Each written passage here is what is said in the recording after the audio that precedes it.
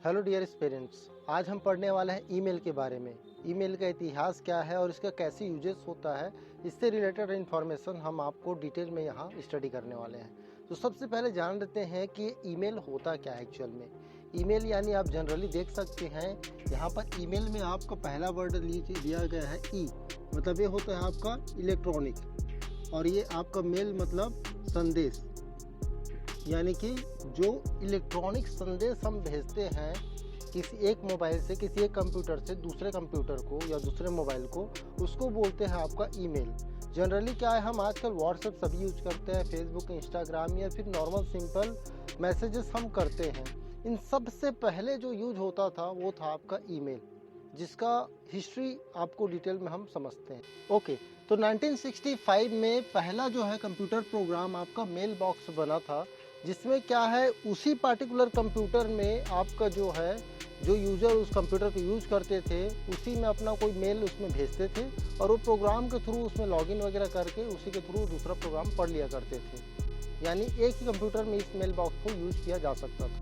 तो आगे चलकर 1969 में ARPANET ने जो कि है advance research projects agency network, उन्होंने क्या है कि एक नेटवर्क के थ्रू जिसमें मल्टीपल कंप्यूटर मतलब ये कोई नेटवर्क का सोर्स है और इसमें कई सारे कंप्यूटर्स आपके जुड़े होते हैं। ठीक है, इसमें कई सारे आपके कंप्यूटर जुड़े रहते थे। अब इसमें क्या है कि अगर ये पार्टिकुलर आदमी कोई मेल कर रहा है तो इस सर्वर के थ्रू या कहीं कनेक्शन के थ्रू होके वो दूसरे कनेक्शन में चला जा सकता है या फिर तीसरे कनेक्शन में जा सकता है।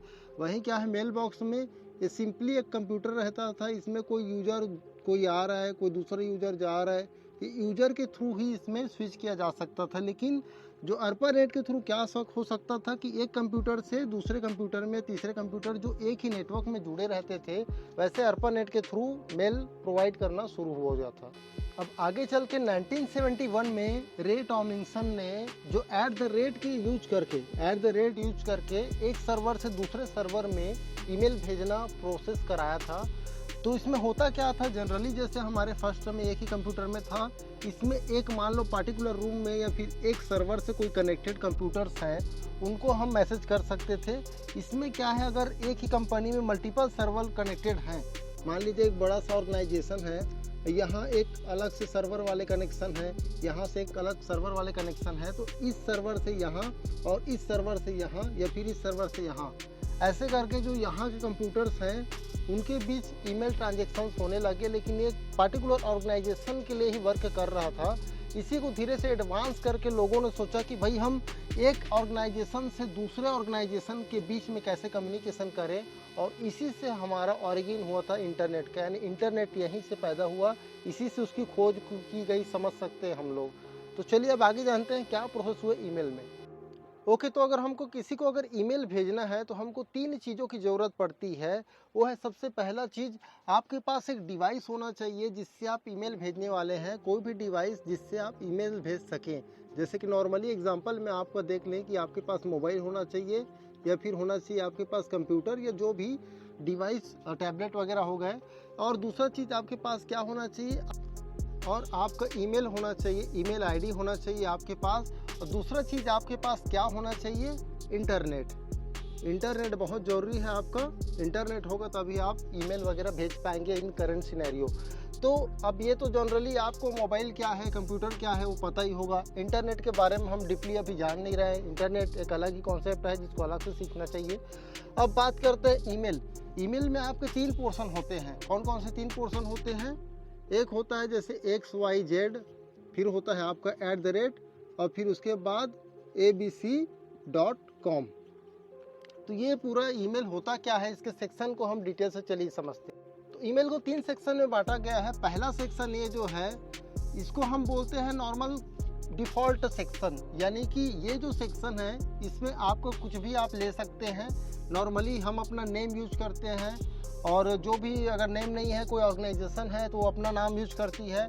दूसरा सेक्शन है @ यानी ये क्या है, आपको कंपलसरी है ईमेल सर्वर, ईमेल आईडी में होना।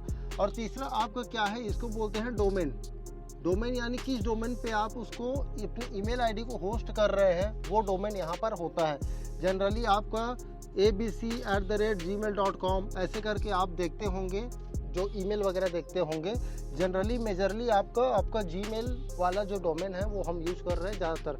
आपकी कोई कंपनी वगैरह हो गया उसमें आपको अलग ईमेल आईडी देखने को मिलेगा। अब आपके स्मार्टफोन में या फिर कंप्यूटर में आप जीमेल ओपन कर सकते हैं, तो जब भी किसी को कोई जीमेल भेजना रहता है तो आपको ये सारे ऑप्शंस मिलते हैं। इसमें से आपका ये कंपलसरी नहीं रहता है, जो आपका सीसी और बीसीसी है ये मोस्टली ऑर्गेनाइजेशन वाले यूज करते हैं। मतलब इसका मतलब होता है आपका कार्बन कॉपी। मतलब अगर आप कार्बन कॉपी लेना चाहते हैं, जो इस ईमेल आप भेज रहे हैं उसका कार्बन कॉपी रखना चाहते हैं, ये होता है आपका ब्लाइंड कार्बन कॉपी। तो ये जो सीसी और बीसीसी है जनरली बड़े बड़े ऑर्गेनाइजेशन वाले यूज करते हैं, जब उसको कॉपीज रखनी है आप भी यूज कर सकते हैं। तो यहाँ पर जो नॉर्मली फ्रॉम है, फ्रॉम में आपका जो सेल्फ का जो खुद का जो सेल्फ का ईमेल होता है वो आपको लिखा हुआ मिलेगा।